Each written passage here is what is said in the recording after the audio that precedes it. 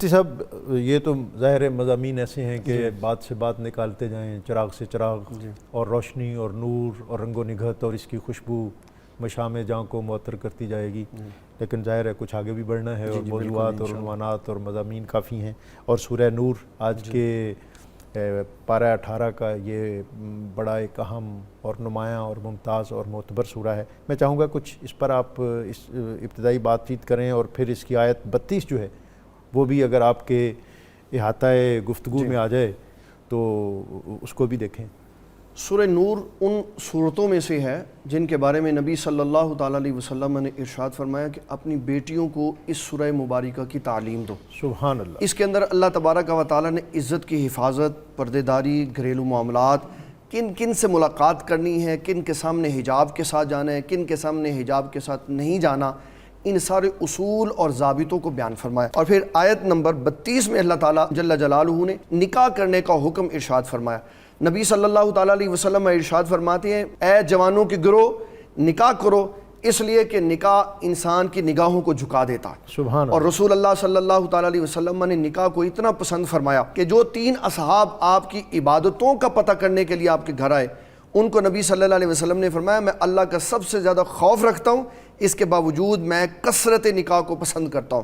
سبحان اللہ۔ نکاح کے اندر جو اصول و ضابطہ اسلام نے ہمیں بتایا وہ یہ ہے کہ نکاح سستا جس دن ہو جائے گا اس دن برائی کے دروازے بند ہو جائیں گے۔ ہم نکاح کو مہنگے سے مہنگا کرتے چلے جا رہے ہیں جس کی وجہ سے برائی کا دروازہ عام طور پہ کھلتا ہے۔ میں چاہوں گا کہ اس پر آپ ضرور بات کریں، اور ہمارے ہاں جو بالخصوص یہ سب کانٹیننٹ کا کلچر ہے اس میں شادی بیاہ اور اس کی تقریبات اور اس پہ اٹھنے والے بے پناہ اخراجات، اور بالخصوص اس میں جو لڑکی والے ہیں ان کی تو کمر ٹوٹ جاتی ہے، اور پھر خطرات اور خدشات بھی انہیں اسی طرح دامنگیر رہتے ہیں کہ اتنا کچھ کرنے کے بعد بھی پتہ نہیں ہماری بہن اور ہماری بیٹی خوش رہ بھی پائے گی یا نہیں۔ اس پر آپ ضرور بات کریں، کھل کے بات کریں۔ اور سورہ نور ہمارے گھروں میں اب چونکہ بیگ اور بستے اتنے بھاری اور وزنی ہو گئے ہیں کہ بچوں کو ABC سے فرصت ہی نہیں ہے، اور قرآن کی تعلیم بہت بوجھل طبیعت کے ساتھ اب آن لائن سسٹم شروع ہو گیا ہے۔ پہلے ایک استاد یا قاری کی صحبت میسر آتی تھی، اس سے پہلے مسجد سے ایک لنک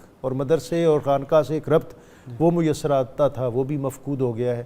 تو یہ ایک بہت اہم معاشرتی مسئلہ ہے، اس پر آپ بات کریں۔ سب سے پہلے ہمارے معاشرے میں لوگوں کو یہ اویئرنیس ہونی چاہیے کہ شادی کتنے دن کی ہوتی ہے۔ نبی صلی اللہ تعالیٰ علیہ وسلم نے 2 طرح کے نکاح کیے، ایک نکاح وہ جس میں نکاح کے ساتھ ہی رخصتی کی، ایک نکاح وہ جس میں پہلے نکاح کیا بعد میں رخصتی کی۔ اگر دونوں کو دیکھا جائے تو شادی 3 دن کا فنکشن ہے، نکاح ہے، پھر رخصتی ہے، اور پھر اس کے بعد ولیمہ ہے۔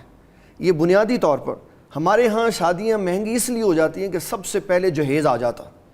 ایک پڑھا لکھا آدمی، ایک عالم دین، وہ سٹرگل کرتا ہے کہ میں اگر جہیز نہ دوں تو وہ بھی کامیاب نہیں ہو سکتا، اس لیے کہ اپنی بیٹی کو بیاہ کر وہ جس خاندان میں بھیج رہا ہے وہاں قدم قدم پہ اس کو تان و تشنی دی جائے گی، اور یہ کہا جائے گا کہ تیرے باپ نے کیا دے کے بھیجا، اس لیے وہ بھی مجبور ہو جاتا۔ تو سب سے پہلے یہ سمجھانے کی بات ہے، اس کے لیے تعلیم و تربیت کی ضرورت ہے کہ نبی صلی اللہ تعالیٰ علیہ وسلم نے شادی کے پہلے فنکشن میں نکاح میں لڑکی والوں کی طرف سے کسی شے کا تقاضا نہیں کیا، نہ کھانے پینے کا نہ کسی ساز و سامان کا۔ سیدہ فاطمہ الزہرا کا نکاح دیکھیں تو وہ بھی سارا کچھ حضرت علی رضی اللہ تعالیٰ عنہ کے پیسوں سے تیار ہوا تھا، اور اس میں کسی قسم کا کوئی طعام نہیں تھا۔ پھر ایک ایسی رسم اور ایک ایسی سنت ہے جس کی طرف ہمارے لوگوں کی توجہ نہیں جاتی۔ نبی صلی اللہ تعالیٰ علیہ وسلم نے جب بیٹی سیدہ فاطمہ کا نکاح فرما دیا، رخصتی ہو گئی، اگلے دن جب آپ ان کے گھر تشریف لے کے گئے ولیمے کے لیے تو آپ نے پانی کا چھڑکاؤ کیا ان کے اوپر، اور فرمایا یہ میں نے اس لیے کیا تاکہ میرے داماد اور میری بیٹی کو کوئی دیکھے تو اس کو نظر نہ لگا۔ سبحان اللہ۔ یہ حضور صلی اللہ علیہ وسلم کی بہت پیاری خوبصورت سنت تھی۔